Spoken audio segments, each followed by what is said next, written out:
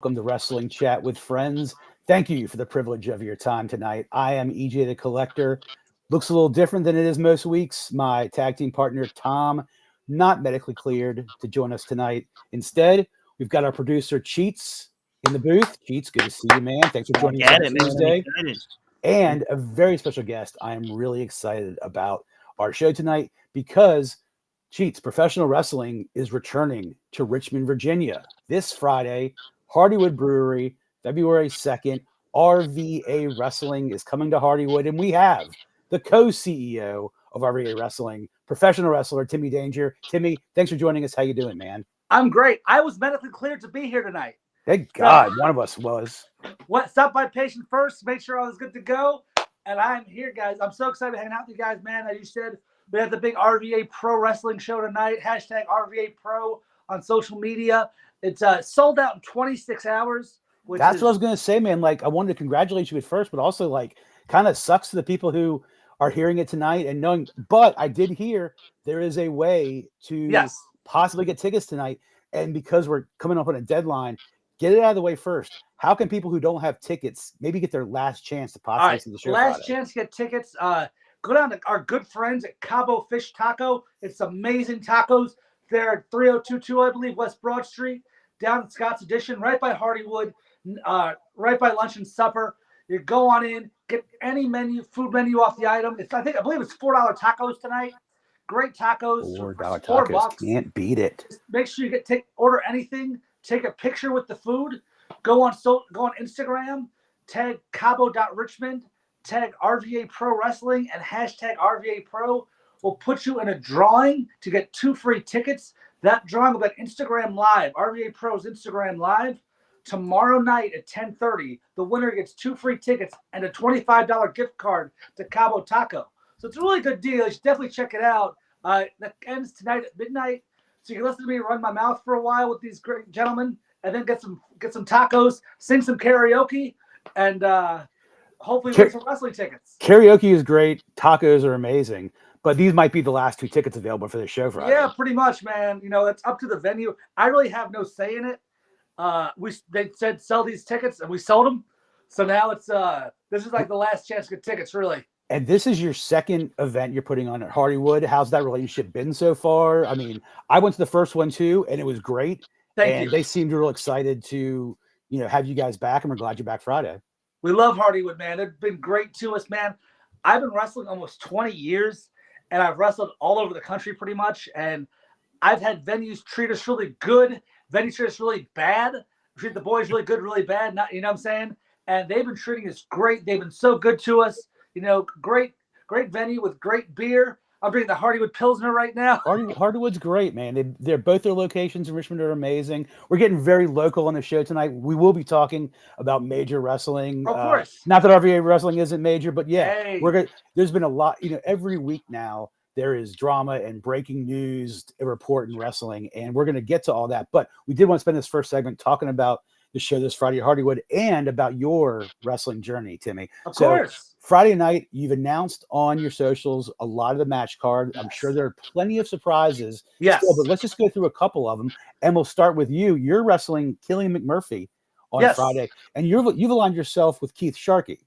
Neil Sharkey, not Keith Sharkey. Neil Sharkey, right? Give me a little bit of that background, you and Neil, and how you guys came together, and what you can expect. What are you going to deliver for the fans Friday night? Well, me and Neil have been a team for a long time. Neil when I first broke into the business back in 2005, around 2006, I ran into Neil, and Neil kind of took me under his wing. I was a manager at first, and Neil really took a liking to me and really helped me out, and really got me on the right path. That's kind of how we collided. Since I've been back in Virginia in 2017, him and I kind of teamed up as a wrestler-manager combo. And we've been working together a lot the past couple of years with a lot of success. And right now we're still at it. We're still teamed up. We'll be teaming up Friday night. February 2nd in Hardywood, taking on Killian McMurphy with his manager, Big Dust. And, Big Dust, he's a great manager, but he got nothing on Neil Sharkey, the manager of champions, the OG around this area. Neil Sharkey is, they're probably handful of Richmond wrestling icons. Neil Sharkey and Timmy Danger are definitely Thank two of you. them. You've our friends of the show, Sledge Gibson's going to be there Friday. He is Yeah, talk taking about on his Tim, match. the Infinite Man Tim, who you may or may not know, who you guys probably, I don't know if you guys are familiar with. Extraordinary talent. This will be a great match. Both guys, I've known Sledge since he started, taking on Tim, and they're just two great talents. That has potential to be match of the night. That has potential to steal the show. Definitely be, I think that match alone is worth the price of admission. I'm real excited to have Tim come to Virginia. This is his first time wrestling in Virginia. He's wrestled all over the place. First time in Richmond. So it's really cool to have him here. I know him and Sledge are going to just tear the roof off the place. I just can't wait to see it. Even the fan in me just can't wait. I can't wait to see that match. Those guys are extraordinary. Cheats, we saw Sledge last year in Richmond. One of the first local events we did, and Sledge impressed all of us. The grapple vices, two of my favorite guys. I've seen them in every independent show I've been to. Jason is awesome. They're going to be there. I noticed that Leo Kirby's going to be there against Lips Lopez. That one's going to be a banger. But let's talk about the advertised main event real quick. It's a rematch. It looks to be the biggest, I'd say, grudge match on the card on Friday. Erica Lee versus Selena Rose. That's going to be something. I mean, you guys put together 2 out of 3 falls because they can't just settle it with one fall. Exactly. I like the 2 out of 3 falls vibe. It's got an old school vibe to it. You know what I'm saying? Last time they had a match in Richmond last September, they really stole the show. They had a fantastic match. Selena's just incredible. Erica Lee, extraordinary talent, and I think that show is definitely worthy of the main event. Both those girls belong in the main event anywhere in the country, anywhere in the world. Those girls belong in the main event.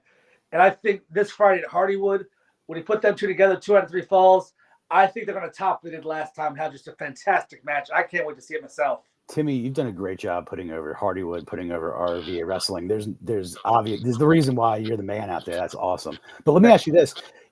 As a wrestler, and I'm not a wrestler, Cheats isn't a wrestler, but I can imagine a wrestler, you got to be laser focused on the match, your opponent, what you got to do. You're also wearing like several hats though on Friday. Walk me through like a day where you're not only just wrestling, but you're also probably putting the show together, making sure stuff goes off on time, making sure the ring is being built. Tell me how you stay focused in all those tasks when you really, at the end of the day, the payoff is you got to go get the snot beat out of you. Well, luckily, man, I've got a great team of guys. I'm not a one-man show. You know what I'm saying? I got a great crew of guys. I got Neil Sharkey is co-CEO with me. He does a great job getting things in order. We got other guys coming in, helping out, getting things run. Everyone we have on the show is a total professional, total pro. They kind of run themselves, Hardywood's got a great team also, getting things done. They've got a great crew keeping things in line on their end. And Puncture Presence is heavily involved as well. They got a great crew in there. You make sure the bands are good to go and everything's in order. So really, I am doing a lot, but I have a fantastic team of guys that keep the trains running on time. When I was sort of sitting back, I got there a little early last time in September. I was sitting back, kind of watching the whole operation go. You were all over the place, but yeah, it looked like a well-oiled machine, and clearly you got a great team of guys helping you out. You mentioned the bands. One thing, rock and wrestling has been sort of together, through the ages, and you bring that to Hardywood on Friday with 2 bands playing. I guess like you're gonna have a band play, then some matches, another band, then more matches. Yes, a band. First half of the show, band, and more after the matches. I'm real excited to have Circle Breaker and Mean Jesus play because they're wrestling fans. Yeah. And that's one thing. I don't have much control over the bands, you know what I'm saying? But I want to make sure these guys respect what we're doing, and I'll respect what they're doing, That's certainly what I saw last time. You had 2 other bands play, but they were wearing wrestling masks. They were getting in on it. Yeah. That's what I want, man. Because, about 20 years ago when I started wrestling, I was on a show that I wasn't wrestling. I was just helping out. I wasn't a wrestler yet. And I was helping out. They had a band play. And the band was very disrespectful to the wrestlers and the show. And I'm not going to have that on my show. Yeah. I'm not going to disrespect what you guys are doing. Don't respect what we're doing. It's not about that, Like, there was a band playing that was not saying some very not friendly things about the business between songs. And I'm not gonna have. And honestly, they're lucky they walked out there with all their teeth intact. Professional courtesy's gotta rule the day. Yeah, so luckily those bands are wrestling fans. They're just as excited as we are about the show. So that's what makes things really go, man. I really appreciate them coming and doing the show, and I appreciate their professionalism as well and support what we're doing. There's all sorts of cool things to do at Hardywood this Friday. In addition, just like a lot of these sort of shows too, you want to go and interact with the wrestlers, buy their merchandise. You're wearing RVA wrestling merchandise right now. There's some new merchandise dropping on Friday for probably RVA wrestling and the wrestlers too. They're bringing some new stuff out, I'm guessing. Yeah, what's cool about these shirts is they're hot off the press. They just got made recently, about this week. Portion of the proceeds are going to help out Punks for Presents, which is really cool and really awesome. RVA Wrestling always supports Punk for Presents, which is awesome. Got to, man. They're doing great things in the community. They're doing a lot of good things. So we're very proud to be involved with them. So portion of the proceeds of these T-shirts that you see me wearing right now are going to Punks for Presents. And these are kind of a limited edition. We're going to have new shirts when we come back to Hardywood. So we're kind of keeping things fresh in that regard, too. Oh, save me a double XL. There you go. You got it. EJ, right with a J on it. Yeah. Cheats, anything you want to ask Timmy before we sort of get into his wrestling journey? You want to tee that up for him? Sure. Love to just ask about, you'd mentioned you'd wrestled all over, and this concept of merging music with wrestling. I know it's not a unique thing, but what was it about that concept of just merging wrestling, then music, then more wrestling that makes your show so attractive to you? Well, I've wrestled all over the place, and I've wrestled in some big shows. I've wrestled in some very small shows. I think any professional wrestler will tell you they've wrestled on some shows that maybe not the best attended. You know what I'm saying? Sure. Maybe not the best advertised. Sometimes they're the best shows, though. What? Sometimes they're the best shows. Sometimes they are the best shows, but sometimes that's what I've heard. You're on a very small show, and you're like, it's Saturday. I could have been doing something else, But I try to look at wrestling through the eyes of like a regular person. I know guys like you and me, the three of us, we love professional wrestling. We love this stuff, but the average person may not love wrestling as much as we do. So I wanted to attract the guys who are maybe more so looking for a good time on a Friday, see some bands, drink some beers, watch some wrestling. As I still want the hardcore fans. You got to have the hardcore fans coming. They make the machine go. But I wanted to make my show attractive to everybody, not just wrestling fans. Because don't get me wrong, I love the traditional wrestling show. I love the high school gyms. I love the armories. Gotta have those. But I wanted to do something different. I know my concept isn't new. I didn't invent this, but I wanted to bring something that was very Richmond to Richmond. Sure, that's a great. Bringing breweries. Wrestling, that's a combination that Richmond definitely will get behind. That Venn diagram has a lot of people in there that want to do the same thing.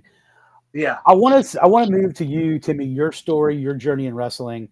Kind of like give us a quick overview. Let's go to like 8-year-old Timmy Danger, living in RVA. What are you watching in wrestling that got you attracted? Yeah. Tell me some of your influences and tell me your progression to sort of like where you are now today, co-CEO of a wrestling promotion. Well, I was when I was a kid, I lived in Staten Island, New York. My sister, my parents lived with my grandparents and my uncle. And my grandparents and my uncle were huge wrestling fans. Like they always had wrestling on when I was a kid. The first thing I vividly remember watching was I remember going to my uncle's room, just randomly just running in there as a kindergartner and seeing Demolition. Okay, so we're putting that about 1989, 88. Yeah, okay. 7-ish, and that's the WWF. First thing I vividly remember. And I just had this mindset of like, I don't know what this is, but who are these guys? And what is this? And oh my God, this is the coolest I've ever seen in my life. And I don't know, Demolition just brought me in, like Axe and Smash, I have a pair of tights that I had made, that I made actually, that are Demolition inspired. Okay. So I love Demolition. More Axe, more Smash, or more Crush? More Axe and Smash. Axe was the worker of the team. Yeah, he was. Yeah, Axe Bellini was the man, superstar. He was the man. Mm-hmm. Barry Darsow, Smash. I'm a huge fan. I was even a fan of Repo Man and a fan of Hole in One Darsow. I was a fan of Barry Darsow when he was Crusher Khrushchev in NWA. Yeah. So that's where I discovered him. Demolition was my gateway in. Okay. Of course, it was the '80s, so I liked Hulk Hogan. But as I got older, Bret Hart and Ric Flair were my guys. Okay. I thought Bret Hart was the coolest person alive. I thought Ric Flair, that's what I wanted to be. You know. Did you you're talking about a time frame when Ric Flair joined WWF? Is that Yes. where you discovered Ric Flair, or did you know him from NWA? Right, definitely. I'm saying you were definitely not probably getting too much NWA, Mid-Atlantic Wrestling. Yeah, so not too much when I was a kid. When Ric Flair shows up in '92 at the Royal Rumble, that was your introduction to Ric Flair, which is amazing because that's not a lot of people's introduction to Ric Flair. Okay, wow, cool. I didn't know who he was, but I was like, who is this guy? He's so cool. He's got the robes. He got the belt. He's talking about hanging out with chicks and driving limos and S-car. Who is this? I want to be like this guy. This guy's, and I liked Hulk Hogan, but he was just so cool, you know what I'm saying? With the hair and the robes and Mr. Perfect, you know what I'm saying? So all those guys, cool. That was my introduction to Flair, and from then that was my guy. Him and Bret Hart were my guys. So does that mean that did you start consuming less WWE and got into WCW and Nitro in the '90s? Well, I was always a WWE guy. Okay. Because I was from New York, I always. That's strong regional influence cheats that getting that WWE fed into you, shows in Syracuse, shows at MSG, obviously. Yeah. Wow. But to be fair, I was a teenager in the late '90s, and ECW was my thing. Like, I thought wrestling had gotten kind of cheesy, kind of corny with Duke the Dumpster. You guys are on my age. You like Duke's the Dumpster Drosy, absolutely, and Doink the Clown with Dink and Pink and Wink against Jerry Lawler and the Clown. That was the period of time where I definitely waned from watching wrestling. Yes. And quite honestly though, it was Nitro and the NWO which brought it back for me more than it was what was going on right before the Attitude Era. When the Attitude Era started, yes, I started consuming both like everybody did, but I was more in WCW than I was WWF that in the time you were talking about. And that's just an example of us living below the Mason-Dixon line and you living in Staten Island. Yeah, and just but ECW is really what got me really when I was a kid, kind of really reignited my imagination. I still loved Ric Flair, I still loved Bret Hart, but I was like, who is this Raven? Who is this Tommy Dreamer? Rob Van Dam, this is so cool, Taz and Mike Awesome. Yeah, and it was just so Sandman to me, It was like hearing the Ramones or Minor Threat for the first time. You know what I'm saying? I definitely can feel this is cool. This is cool wrestling. This isn't Duke the Dumpster Drosy. You know what I'm saying? So how'd you make the transition to start doing it on your own for yourself? Well, I knew when I was a kid that this is what I wanted to do. I used to, of course, probably you guys did as well. I had the construction paper belts, cutting promos, you know what I'm saying? Oh, I made my parents buy me a weightlifting belt, and I made that. Oh, amazing. I made that it, yeah. And I had the action figures, but I would book the shows, like the storylines for the, you know what I'm saying?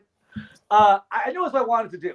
The problem was I went away to high school, and my high school was a very athletic high school. A lot of kids from my high school went to D1 schools and played the NFL and NBA and D1 basketball. Shout out Fork Union. Fork Union, yeah.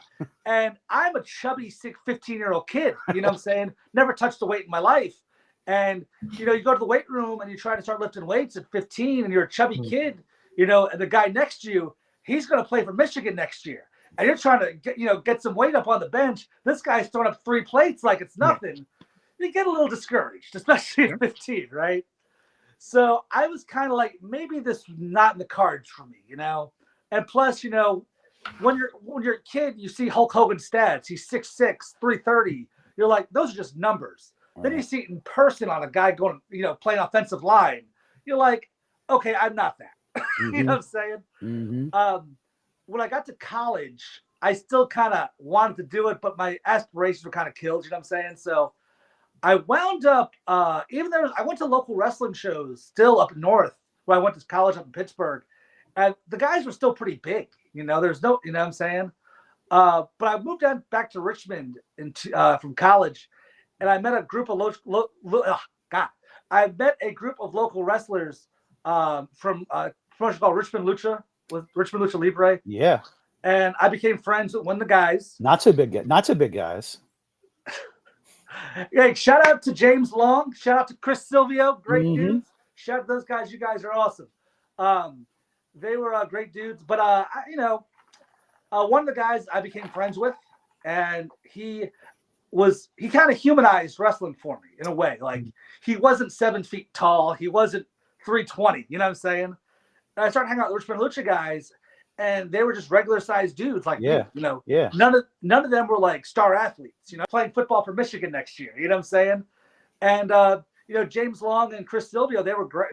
For what they were at the time, they were good workers. Mm-hmm. And I got hooked with Richmond Lucha, and I was kind of like their annoying little brother, if you will. Like, saying I used to beg them to get me involved. Like, I used to beg. I was Richmond like, Lucha had a real cult following for a while. Richmond Lucha. Yeah, and like I would just follow them. They were my friends, you know what I'm saying? I wasn't like a fanboy. They were my friends. Mm-hmm. But Mm-hmm. I remember one day I convinced them. I weaseled my way into taking them to letting them take me to the ring where they were practicing. And I was like hooked. I was like, I have to do this. And I was telling them, this is a true story. I talked to one of the gentlemen, I'm not going to say his name, but I was like, please, I want to do this so bad. Let me do this. And he said, Timmy, you don't have any charisma. You'd be really bad at this. So it's not worth you doing. Which is hilarious now. No, yeah, that's crazy. But this gentleman told me I had no charisma and would not do, and be horrible at this. And that's why your Twitter handle is charismatic bastard. Yep. There you go. Okay. Another guy from Richmond Lucha told me, why don't you just form a band? You should form a band instead. I don't play the instruments. Okay. Like, I'm not some expert guitar player, right? So despite that happening, I just kept begging them until finally they just broke. And we're like, fine, come to the ring tomorrow. We'll let you come in and we'll start training with you, right? And I think also what happened was there was another training school in Ashland that was a more traditional school. Do you remember the Raw where they had the girl dressed up as Rosie O'Donnell? And she wrestled Ace Steel dressed up as Trump? I do remember that. Yeah, mentioning that, yes, I absolutely remember that. The girl who was Rosie O'Donnell ran that school. In Ashland, cool. In Ashland. And I was like, okay, guys, I'll just go there, Like, no, don't do that. Don't do that. Don't do that. I was like, were you one of their first students, or were you? Well, for Richmond Lucha, it was me. It was a crew of guys. Were you the first guy that they trained, or? No. It was like me, Chris Sharp, who's Chip Danning in NXT, was in the crew. Jeff Early, who was a talent in Virginia for a while. He's no longer a wrestler anymore. He's a pastor now. He's doing great things. Eddie Diamond was in that group, who's a former OVW heavyweight champion, was in that group. You made your way to OVW. Ace Montana was in that group, actually. Ace Montana is the guy I was trying to think of earlier. Now, you made your way to OVW at some point, isn't that right? Ace Montana did not go to OVW. You did. I did. So I wound up with RLL for a little bit as a trainee and training with them and doing stuff with them.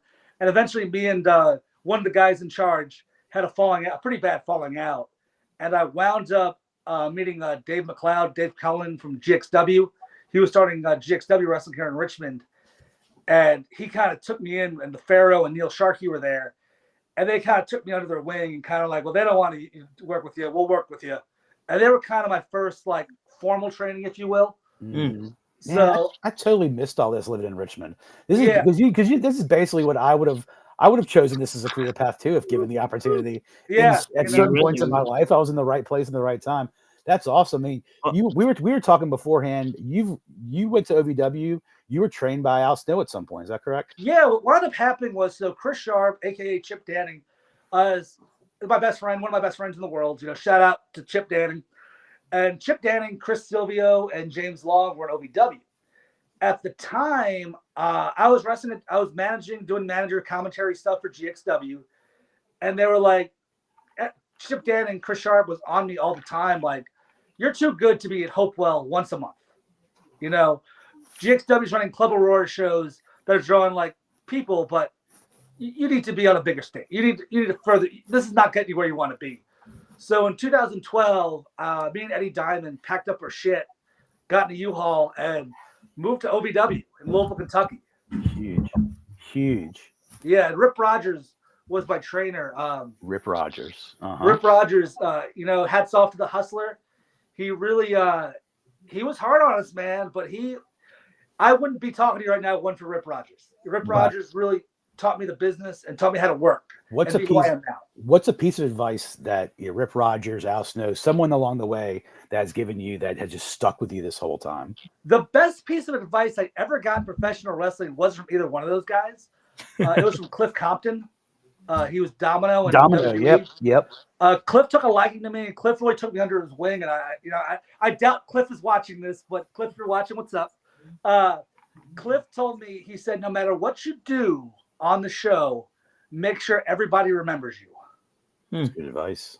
And I never forgot that. Like he told me that, and I just never forgot it.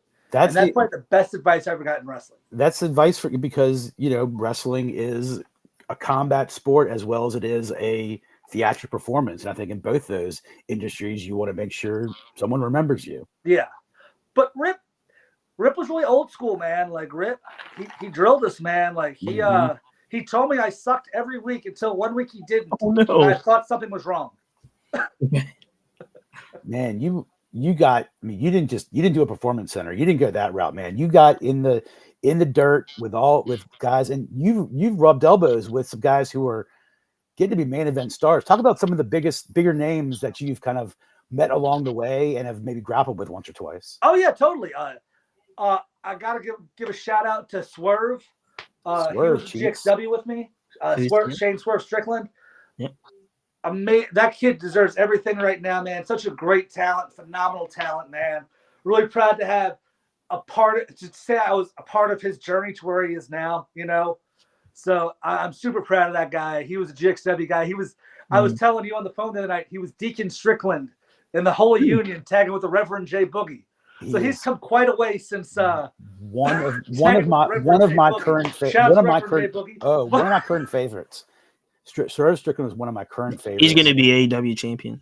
I hope so, man. He deserves everything, man. He's the man, dude. He's going to get there one day. Watch. I hope so. That's awesome. So you talked about like Demolition, Ric Flair, Hulk Hogan. Give me the state and you're a co-owner of a promotion, so sort of parts of the job everywhere in the business. What do you look at the landscape of wrestling right now? WWE, AEW, Raw, SmackDown, Dynamite, Collision, and even throw in TNA in there. What do you think the health of professional wrestling is like right now? It's great. I think the business right now is constantly getting better. I believe things evolve and become better. I think if things kind of suck, they kind of die away. It's just the way the world is. When I was in OVW, for example, what I was when I broke in 2005 with the Lucha guys, it was like you had WWE and that was it. TNA was just starting. Yep. Now you fast forward to 2012 when I'm in OVW, the TNA exists, and WWE is a huge global phenomenon, but it's still better than it was before. Mm-hmm. Now you look at it, now you got AEW doing great things, you got Raw, SmackDown, you got NXT, OVW, they always talked about when they were developmental for WWE back in the day. But the thing was, like, unless you were a hardcore tape trader or like a hardcore wrestling nerd, you didn't really watch OVW, And I'm sure like there were great matches with guys like Nick Dinsmore and Rob Conway, which I'm sure were phenomenal matches. But unless you were really following the product, you couldn't see it. Now with NXT being developmental, now it's on every Tuesday night on USA Network, Yep. You know what I'm saying? Back in the day, that wasn't a thing. You had to really look for it. If you wanted to see it, you had to live in Louisville or really look for it, Nowadays, like a lot of people, you can spend hours and hours on YouTube, fortunately, and watch all that stuff now. Yeah, and back in those days, there really wasn't YouTube didn't exist. Oh, like you said, it was tapes. Yeah, you traded tapes. I remember when I was trading tapes with little VHS tapes with people or DVDs. And then, now, and even as a worker back then, I remember coming home from my lunch break and burning DVDs of myself to mail to promoters. Like, you would never do that now. You know what I'm saying? Bona fide professional wrestler. Yeah, dude. And now it's like you got all these great options to make money. You got New Japan, Europe's doing England, Europe doing their thing, PWG's doing great things. A lot of places doing really great things. And 10 years ago, it really wasn't the case. You're either WWE or bust, and TNA existed. But unless you were like a big name guy, you weren't going to TNA, you know? Yeah. So I think it's great right now. I hope it's only going to continue to improve and be better. Good. Let's do a quick rapid fire, and then we'll talk about the current product a little bit. Greatest match you think you've ever had in your career? Do you have one? My two favorite matches I ever had was about 5 years ago. I helped run a show at the Hofheimer building in downtown Richmond. Yeah. And I had a match against Chris Silvio's Richmond Street Fight. One of my favorite matches to this day. Another favorite match of mine was Eddie Diamond and I had a last man standing match at UEW. Another of my two favorite matches of all time. UEW. Mm-hmm. We saw their show last year. Oh, yeah. Huh. Cool. Dream opponent? Oh, man. John Cena.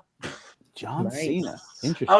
I'd make the most money wrestling John Cena. Most money wrestling John Cena. Cheats, anything else we got for Timmy right now before we talked about the product?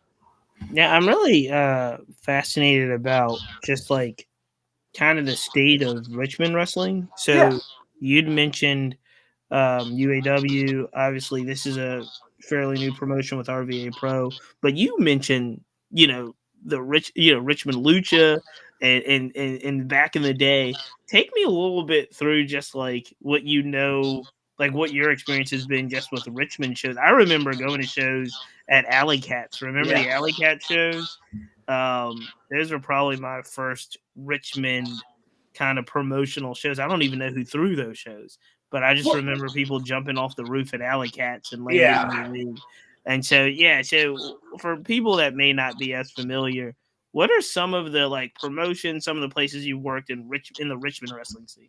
Well, GXW was kind of the staple of Richmond for a while. They were a school. They had a wrestling school, and a lot of good students came out of there. Swerve came out of there, started there as well, and a few other guys came out of there as well.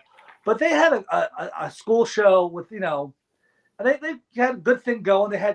They were very good to their students, man. They had a very storyline driven product. And they they gave the young guys a chance. It was kind of like Next Up is now. Mm-hmm. Down at the beach area. Yeah. They give the young guys a chance. Because at the time, NWA Virginia was running in Central Virginia a lot.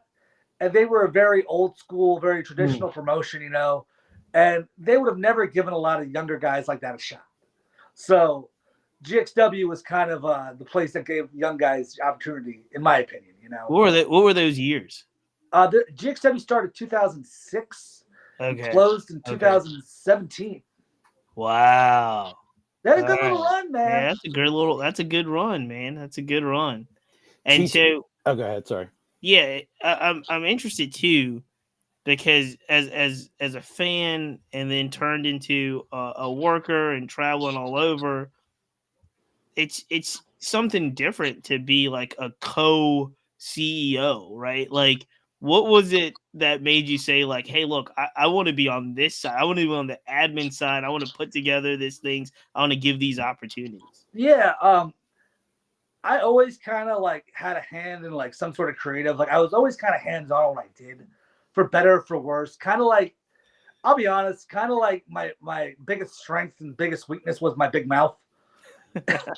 And that like, I always was very vocal on what I did, which is, which can be a bad thing, but sometimes you got to fight for what you believe in, like if I didn't like something, I was always very vocal about it. And if I did like something, I was very vocal on how it could be even better, in my opinion, So I was always kind of that guy. I helped Pharaoh book GXW back in the day. I was by no means a head booker or nothing, but he gave me a little bit of say in the show and the storylines. And I was like, we used to write shows together and write the TV show together too. We had a little show on public access back in the day called The Inferno Shout out to the old school GXW fans who are watching. There was a show called Inferno. Oh man, I kind of remember that. Yeah. It was very its heart was in the right place. Damn. Yeah. Heart was in the right place. Its heart was in the right place, man. It was a TV show that really had no wrestling on it. It was about wrestling. It was weird. Public access, trading tapes, man. You have lived. I haven't said this to too many people, but I wish I lived one day the way you have lived the last 20 years of your life. I'll tell there you. were good days and bad. So, but no, me and Pharaoh kind of were at the helm of that. And I remember the funny story was we had a guy named the Reverend J Boogie, and we did a skit where he went to the barbershop, and all the barbershop was a legit barbershop. Like, it was guys who legit cut hair. And he went to the barbershop, we filmed him, and he just ad-libbed like everything in the barbershop, cutting a promo like, brother, hey, it got his hair cut, talking in the barbershop. And when he left, we had a tag team called Standards and Practices. Shout out to Kevin Daniels, who jumped him in the parking lot. Well, the thing was, the people saw them jump, these two guys in suits jumping the good reverend and getting in their car and driving off, and people called the police. Yeah. It's kind of what we were doing back then. RPD on the case, right? Yeah, literally. Called the cops too.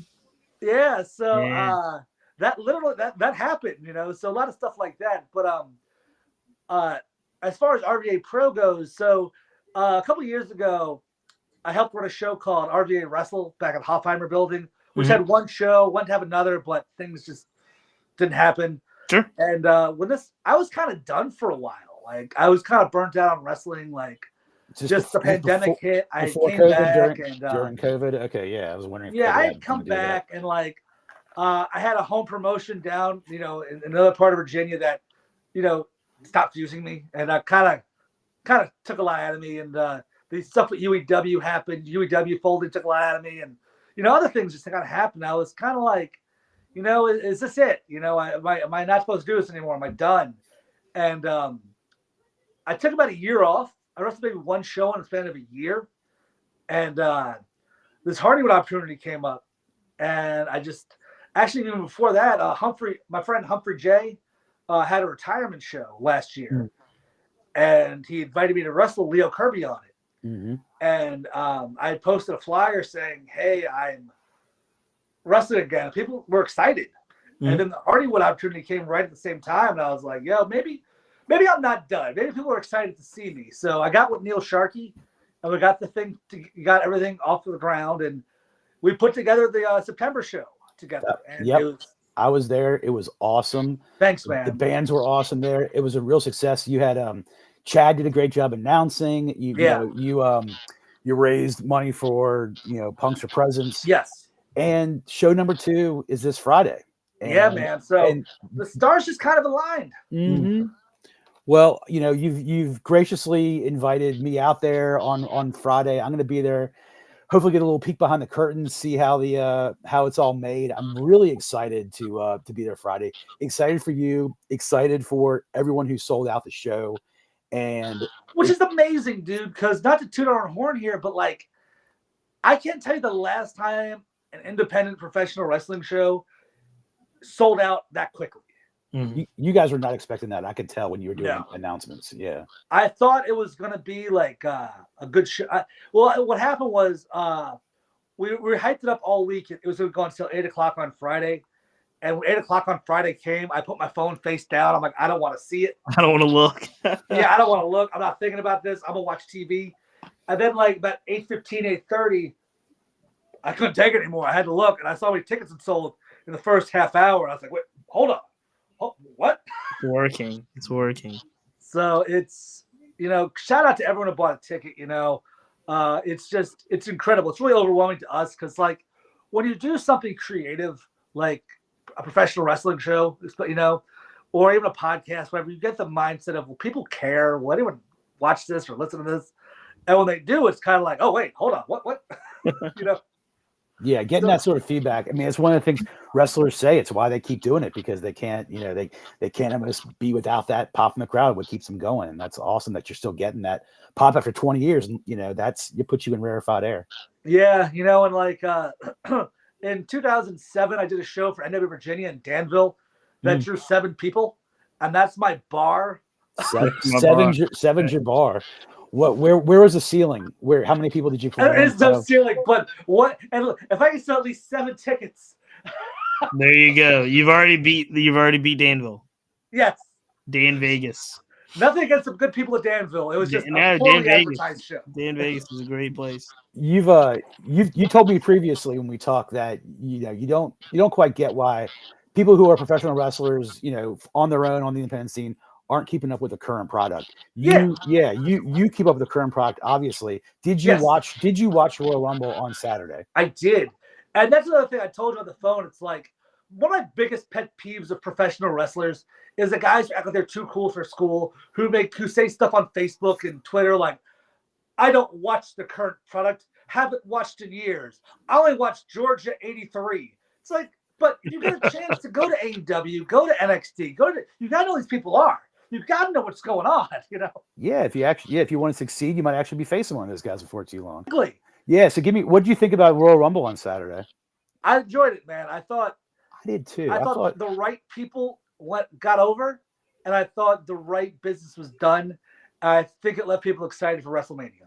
I think in the couple of weeks before the event, the picture got a little murky, and it's probably done by intention. Where like, I don't know what direction they're going to go in. Men's side, women's side. I thought the world title was pretty predictable match, but as far as who was going to win the men's, Cody was being teased, and probably Punk was the betting favorite for the week or two leading up to it. And at the end of the day, it didn't happen. But on the show we did before the Rumble, I think both TG and I predicted Bayley and CM Punk. So we nailed it on Bayley. I thought the women's Royal Rumble, I personally thought stole the show. It was great. And I thought, and I'll say this, and then I want to get Cheats' thoughts on the shows. The moment of the entire night for me, Cheats, I think number 5, they announced Jordynne Grace, which was just awesome because huge. They have done that before, did it once with Mickie James, and it just shows that Triple H and WWE are probably open for a little bit of business if it helps them. It's also just fun if you're a follower of the product and you see the TNA Knockouts champion show up on WWE. That doesn't happen every day. So not only was that moment awesome, but you had the moment with Naomi, who she had just faced in TNA the month before. Jordan had won the title from her. They hugged and then started slugging it out. And I think the shot of the two of them hugging and then really getting into each other, I thought made them both look great and made that entire women's match look great. And in the end, I think the right person won. Bayley. Cheats, what do you think? Yeah, no, I thought it was a great show. I really, really enjoyed the Women's Rumble for different reasons. I think we were all trying to figure out exactly what was going to happen with Jade Cargill and how they were going to do the Jade piece of this. And so I was really excited to see how they use Jade. So I was really excited that Naomi comes out too. So that was a big welcome back. We kind of knew she was coming, but I thought that was exciting. The fact that, again, we know how close Mercedes Moné, Sasha Banks, Bayley, and Naomi all are. So the fact that Bayley gets pulled 3 and she gets a moment in the ring with Naomi, I think the people that knew wrestling kind of knew how cool that was to even start the match, to be in the beginning of the match. Jordynne Grace, nice surprise.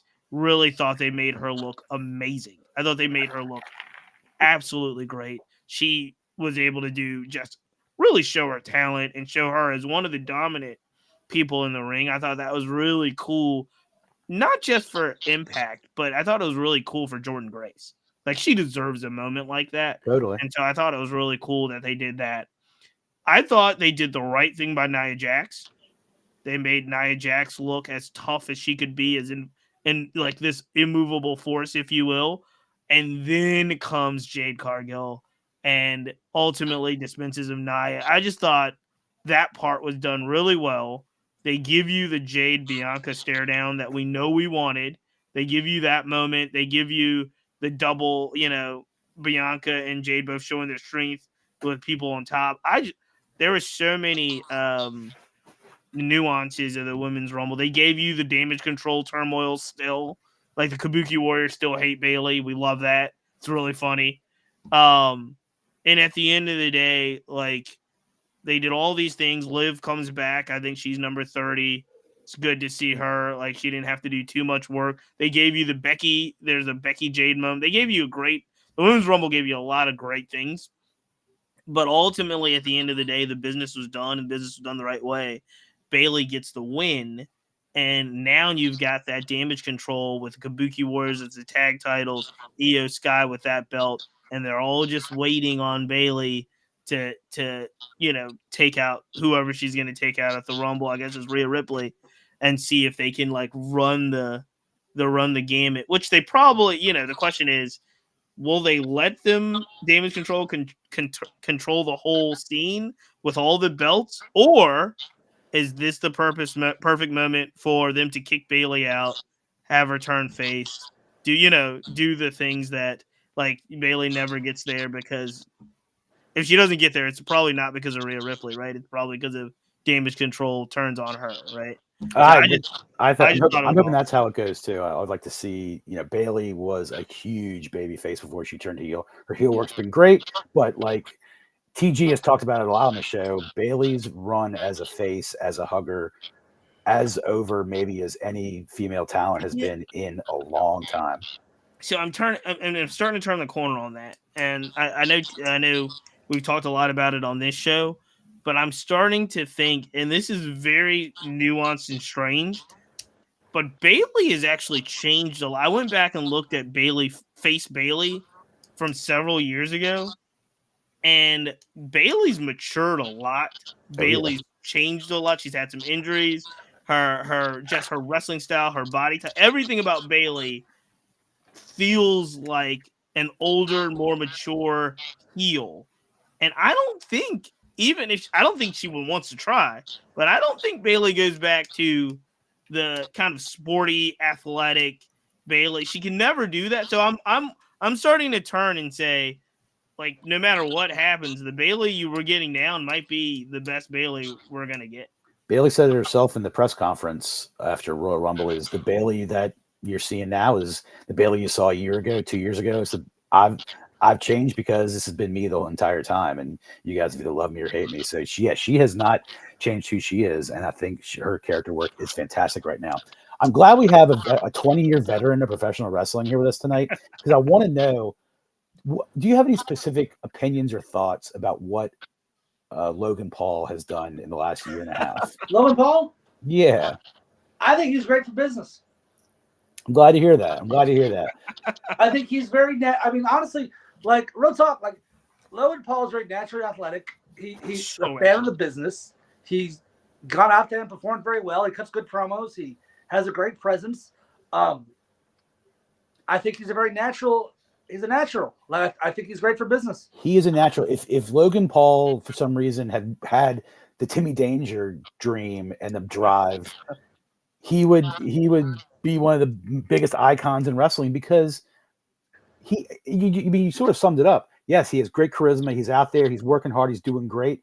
No, he's not doing great. He's doing stuff that we don't see but once or twice in a generation in some context, because he's holding his own against people like Ricochet, who can do things that very few others can do. And Logan Paul, I mean, every opponent he's had so far, which is not that many, Miz, Roman Reigns, Seth, he has kept up with them step for step practically in every match. And Teach and Tom and I, week after week, are just saying, we can't deny this. He is unbelievable for business, I think. And he's doing, whatever training he had, media training, he's aced it and he's applied it, and it's making bank for him. It's a great move. I was just curious, like, a lot of wrestlers who have been down 20 years might look at Logan Paul and say, no, man, but clearly not. Clearly you totally am overwhelmingly impressed with his work. Yeah, he's doing great. I will say this, though, about Logan Paul. This is more of a me thing.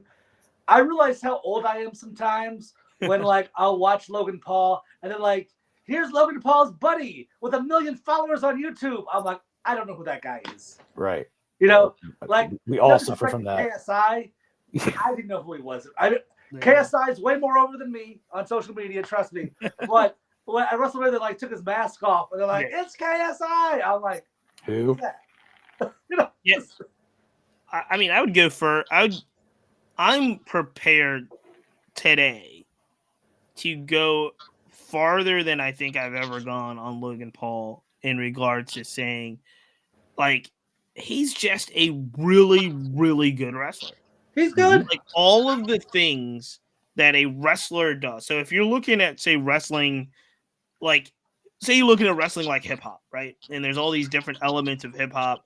It's not just the microphone and the rhyming, right? It's the DJing and the fashion, the breakdancing. All of that stuff comes into what makes the culture, right? So if you look at all the things that makes a professional wrestler, the promo work, the punchable face, if you will, if you're a heel, like all of the things that that a wrestler needs to do.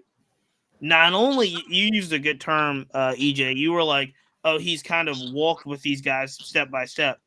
I actually go further than that. I say Logan Paul at this point has excelled with the best in the business at 28 years old and not a lot of wrestling training, which actually makes him, I think, even more impressive. Because now when you get to like Royal Rumble last weekend, not only do you know he's going to deliver with Kevin Owens, you think that has the potential to be the match of the night of all the matches. The stuff that him and KO could pull off together, you're just like, look, there's no bathroom. They put it at a time where it was like, if you were going to take a break, you take a break during this match, and you're like, you can't take a break during this match, right? And so I think it's what we were talking about, his kind of physical ability, very athletic, great size, amazing look. You put all this stuff that like is God-given, and then you put that with the fact that this guy, for lack of a better term, he's 28 years old, but we know the story. He's been doing promo work his entire life on YouTube, on Disney. Like, he knows this stuff. He does take it seriously, more serious than we thought we'd ever have. And I actually have a much more positive reaction for Logan Paul in WWE than I do for Jake Paul in a boxing ring trying to like tell everybody he's a professional boxer. I get it, but I think that that's a much more harder leap for fans to accept, because we know, and we know a guy like Jake Paul is not going to get in the ring with Canelo and hold his own. But if you turn that around with Logan Paul got in the ring in Saudi Arabia with Roman Reigns. Yep. And it wasn't like Roman just kept putting him over. No, he held his own to a point where we're like, that guy is as good at 28 years old and very little experience than he is, than half the guys, or maybe over half the guys on the roster. And it's not one of those things where I look at it like, I think a lot of people look at it and say, well, man, only if he had done this. He's 28. We're in the wrestling business now where LA Knight is 41? AJ Styles is 46. Yeah. Logan Paul has a long career ahead of him. Sure does. If he so chooses to be one of those guys at the end of the day. So really high on Logan Paul. No doubt about it. The undisputed title match with Roman Reigns, Randy Orton, LA Knight. Predictable, I think. Kind of. We knew that was going to happen. They weren't going to change the belt up right for WrestleMania. For me, like it was great. Randy. I mean, you got guys, Randy Orton, who AJ Styles, first ballot Hall of Famers, two of the best there is to do it. But this story is about Roman Reigns and goes to other places. So yeah, I mean that was going to happen. Timmy, how have you been in any Royal Rumbles before? Battle Royales.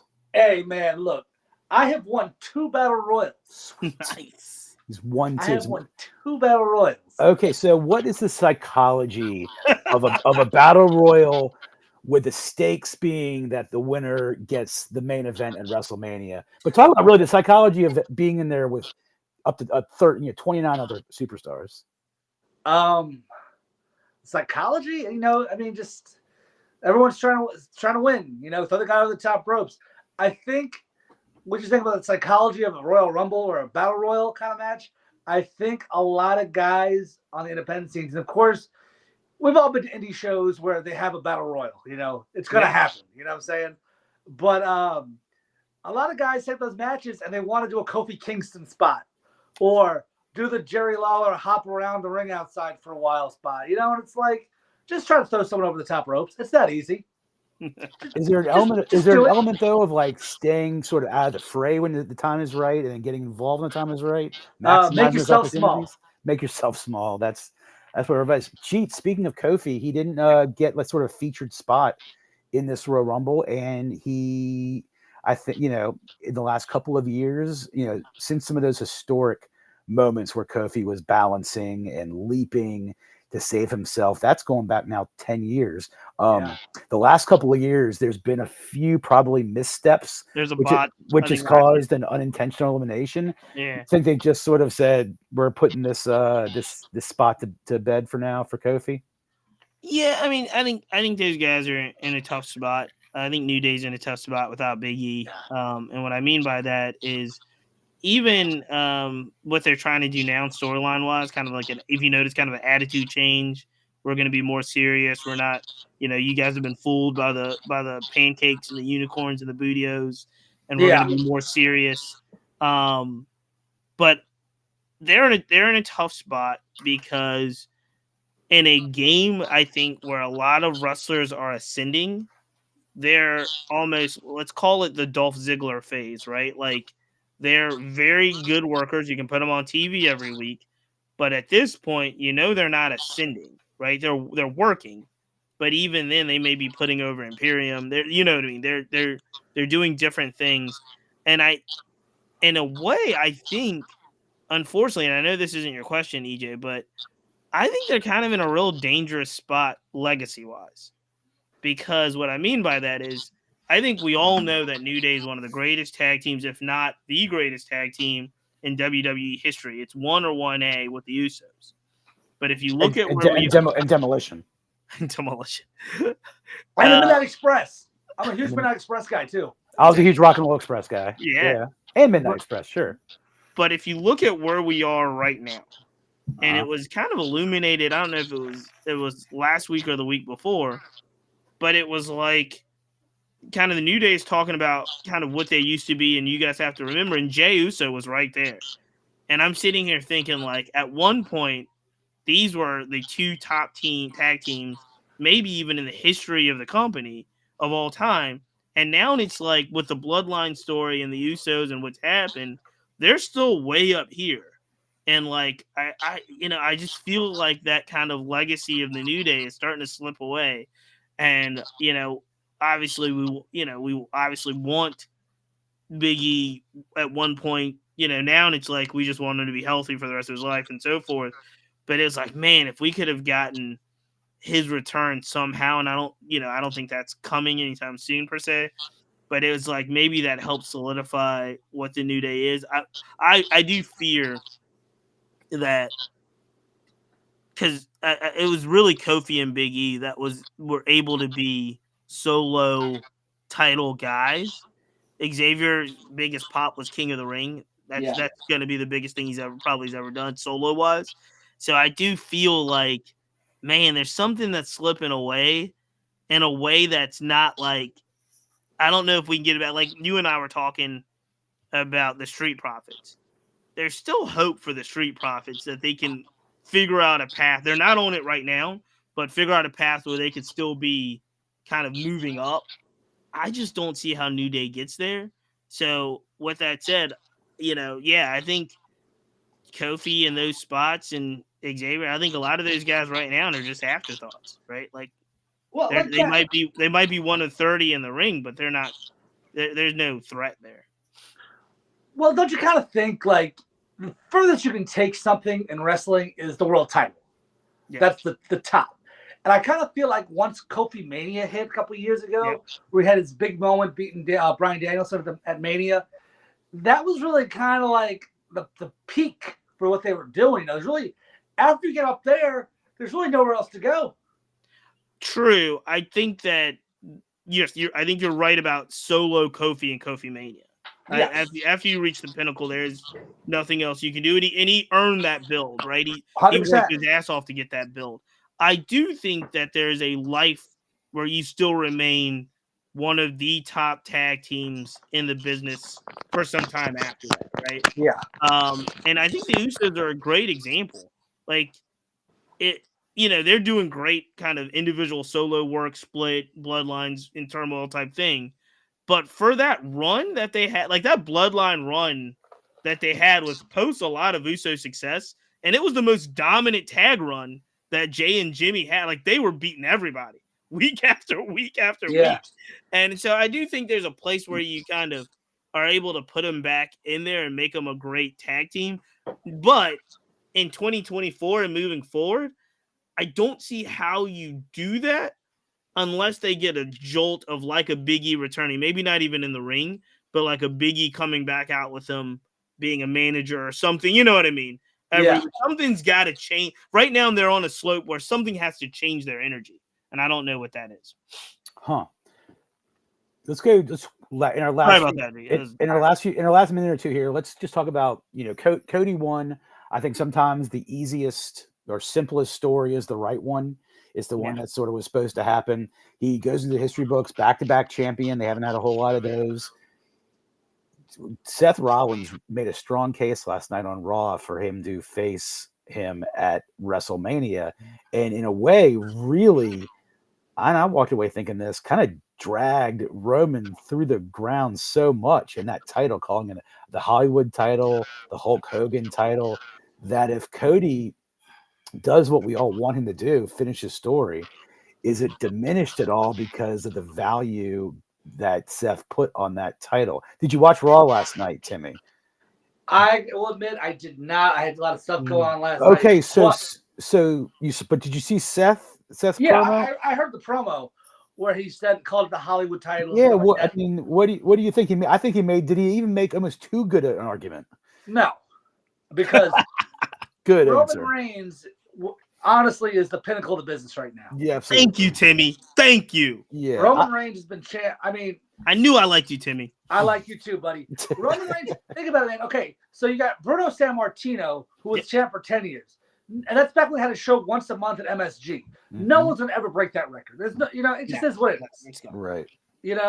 But like you've got a guy on a run that outside of that run, nobody's gonna break, which is a completely different era of the business. Absolutely. Probably the closest to that you're going to get. And like I was telling people Saturday, they're like, we think AJ's got the belt tonight. He's going to win the belt. I'm like, no, that's a WrestleMania moment. He's not going to lose at a Backlash. He's not going to Thank you. He's not going to lose at a Fully Loaded. Get out of here. Yeah, not this run that's happening right now. No. Right. With that being said, I think I love Seth Rollins. I think he's one of the best in the world, But it's like I don't think what he said diminished the title at all. I think that's when night two. Honestly, let's be honest. Everyone knows Roman Reigns is the main event of night two at WrestleMania. That's but who does he fight? Cody. No, I mean, there's no in your mind. There's no situation where Cody chooses Seth and The Rock fights Roman. No, absolutely. It's kind of reminds you. Do you remember back a couple of years, like 2008, and the Undertaker won the Rumble? And they were like, will he challenge for the world title, the WWE title, or the ECW title? Yeah. He challenged for the ECW title. I'm still trying to figure out in my mind, I'm trying to dream book a way that The Rock comes back in this thing. I don't think, honestly, It's over? It's over? Yeah, I just don't see it happening. I love The Rock. Rock is one of my favorites of all time, but I just don't see The Rock coming back to beat Roman Reigns. I think if anyone's going to beat him, it's Cody. I can see that. I think there's a universe where both can happen. I think Cody needs to finish his story. I think he needs to beat Roman. Night 2 WrestleMania. Night 1 can be Roman versus Rock for head of the table name supremacy. Because Roman and Rock doesn't need to have a belt in it. So maybe it doesn't. I've said this now for 2 weeks. With this deal that was WWE has finally nailed down all their TV deals going forward, and Raw is going to move to Netflix in January 2025. The Rock has showed up in the last few months and it looks like him and Roman Reigns are started to dance around and toward one another. But with Cody going over the Rumble, I think that plan is what has to happen. And I think it should happen without too much interference from The Rock, because I think Cody's win needs to be clean and legit and not be done by by The Rock coming in and distracting Roman. At this point, give Rock and Roman a 1-year build a la Rock and John Cena to WrestleMania 41. Every time they show up on TV together, it'll be the most watched segment of the night, and they can promote the Netflix deal all summer between the two of them. I think now there's an opportunity for a 1-year build for Rock and Roman in WrestleMania 41, and they should abandon any plans they might have of trying to wedge Rock into this year's WrestleMania. I agree with that. I don't mind having The Rock and Roman eventually, but I think the story is Cody winning. It's got to be at this point. Now, the other side we thought was sort of fait accompli too with CM Punk and Seth Rollins, but life throws curveballs all the time. CM Punk has injured himself and announced last night. Is it life, or is it just CM Punk gets hurt again? I mean, CM Punk. So I want to ask you, Timmy, just like, I want to kind of get your high-level thoughts on CM Punk, but as a co-CEO of a promotion, when you have a plan in place and an injury happens, what kind of headache can that cause, and how fast can you change? It can cause a big headache, man. Injuries, definitely can put. I mean, it's a contact sport, man. Every professional wrestler has faced some sort of injury in his or her career. It's just is what it is.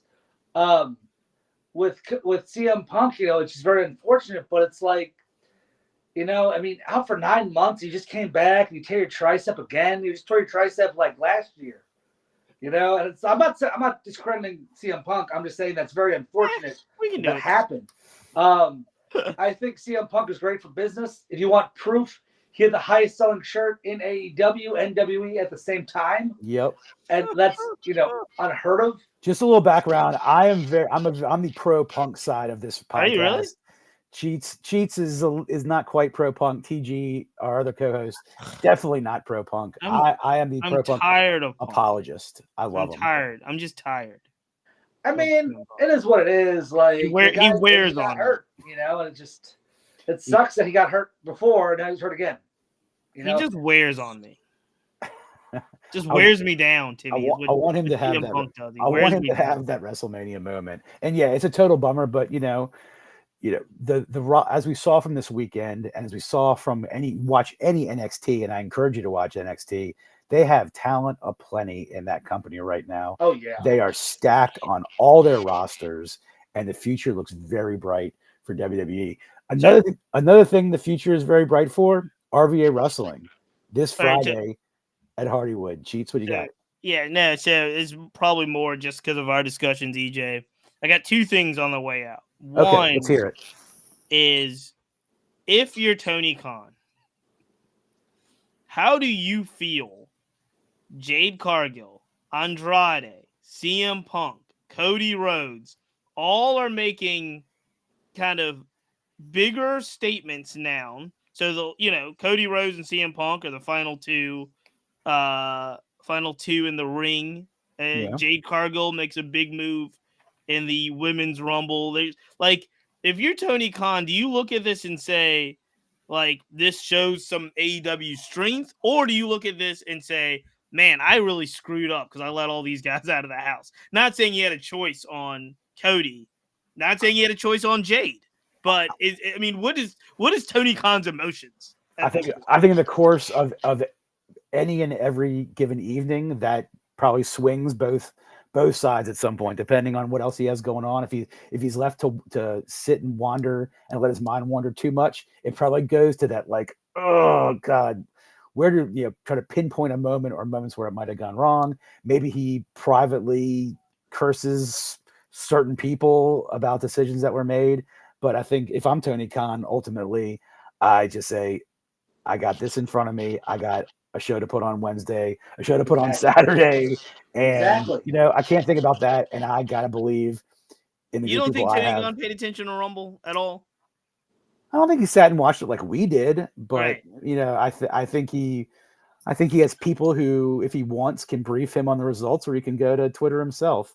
and he sits and, he probably has a few contacts and might even know a little bit about the plan. And, who knows? Like it just Tony Khan, I can tell you as a promoter, like I'm sure Tony Khan, like, it's unfortunate for him that, Cody left and Jade left and Andrade left.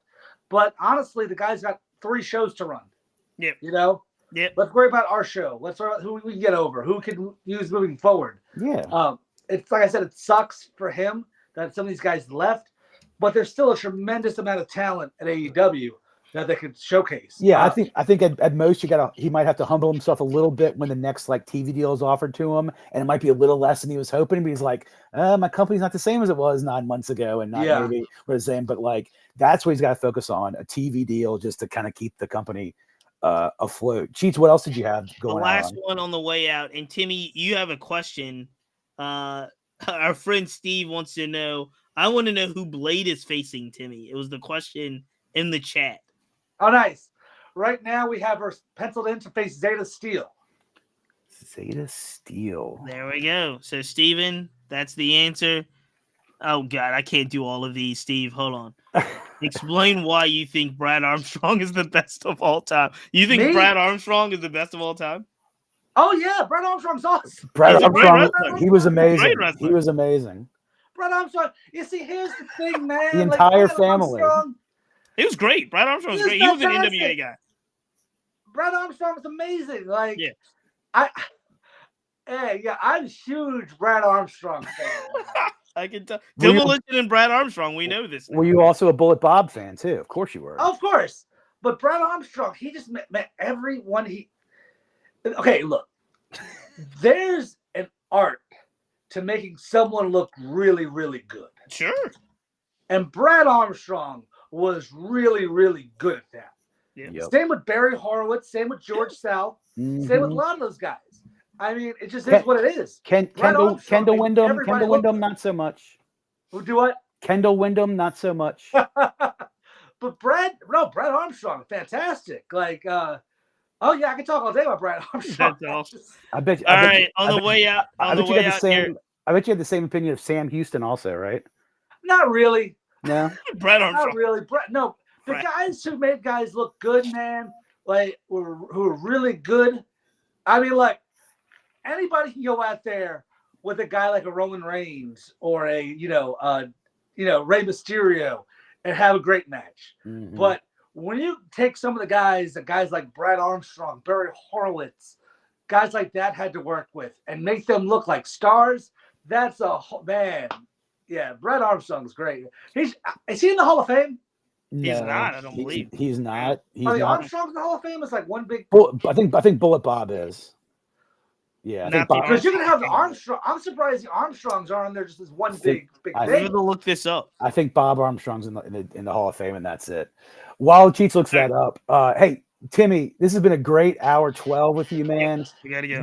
We've got RVA Wrestling Hardywood Friday night. There are no tickets available as of right now, but if in the next few hours, go get your entries into. Get to Cabo Taco, get yourself a taco and sing some karaoke. Take a picture, put it on the gram, tag RVA Wrestling, tag Cabo.Richmond, and put RVA Pro in the hashtag. And tomorrow night at 10:30, you'll be entered in a drawing on Instagram Live.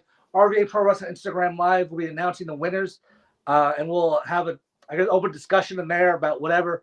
So find the RVA Wrestling Facebook group on Facebook, at RVA Wrestling on Twitter. Join, spread RVA Pro Wrestling. RVA Pro Wrestling. We'll get all the socials out too. Timmy, thank you so much tonight. Thank you so much. Really appreciate it. You guys are amazing. This is great, dude. I'll come back sometime. We'll watch the best of Brad Armstrong. I can't wait. And I'm going to seek you out Friday afternoon, and we'll hang out before the show, and it'll be great, man. All right. This has been awesome. Cheats, thank you as always, man. I was going to say, we don't have time for a trivia question, but I'll give you a fun fact. Let's hear it. The first ever hip-hop show at Hardywood. Do you know who the promoter of that show was? Brad Armstrong. It was not Brad Armstrong, but it was me. Was Kane on the show? Huh? Richmond rapper Kane. Kane is my guy. So did you do the music video? That was me in the music video. That was you in the music video. I didn't want to bring video. Shout out to my boy Kane. Huge. Shout out to we did a video for Razor's Edge Up. Yes. Where him and I got to do a little stunt with him in the ring, and we had a you guys were video. great. Google that. You guys were great. The makeup was great. The lighting was great. So Kane knows I'm a big wrestling guy. Called me and was like, "Cheats, you gotta see what we're doing here." He had the whole Razor Ramon, like it was great. It was great. That's my dude, man. Kane. I haven't talked to Kane in a while, but he should come Friday. You should let him know. Have you seen the video where he's rapping with the baby? Yeah, that's my guy. No, seriously, dude, like he's on speed dial. Like we're friends. Yeah, he's good. Oh, dude, tell us what's up, man. What a great way to end it. Small world. Too much Hulk. We didn't have a chance to get your thoughts on Hulk Hogan's appearance at the Rumble on video. EJ, too much of it. We'll address it. We'll get it back to later, guys. Thank you. Yep, we're out of here. We're tapping out. We're done for the night. See you Friday. See you next week. Wrestling Chat with Friends. We're out of here.